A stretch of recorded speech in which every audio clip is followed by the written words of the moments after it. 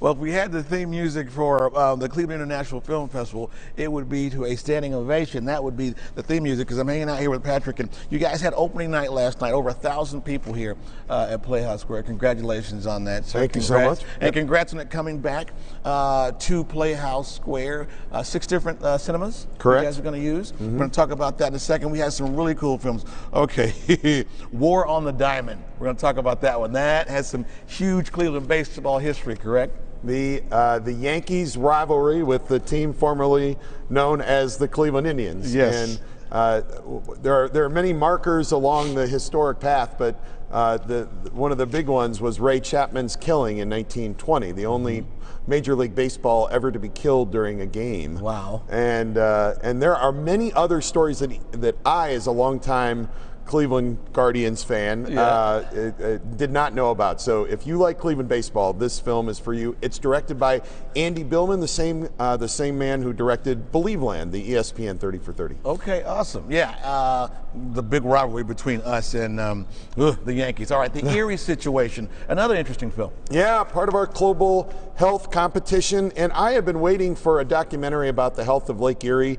for quite some time, and this is just a great film talking about the algal blooms that we always read about in the summer that cover the Western Basin, and sometimes in big years even creep up to the Lake Erie Islands, and wow. it's dangerous, and you really get a sense of the impact of some policy related to agriculture in Ohio, and the fact that Toledo lost its water for a few days several years back, if you remember, because of these algal blooms. So it's an important film to watch. A young director here, Ayotte, a very interesting film. Yes, and I want to point out that all 3 of these films that we're talking about now have filmmakers coming in. So if you're coming to one of these films, you're gonna see a post-film Q&A and maybe even an extended talkback in the Idea Center Gun Studio. But Ayotte is part of our indigenous cinema, and Brandon Jackson and Emil Benjamin are local Clevelanders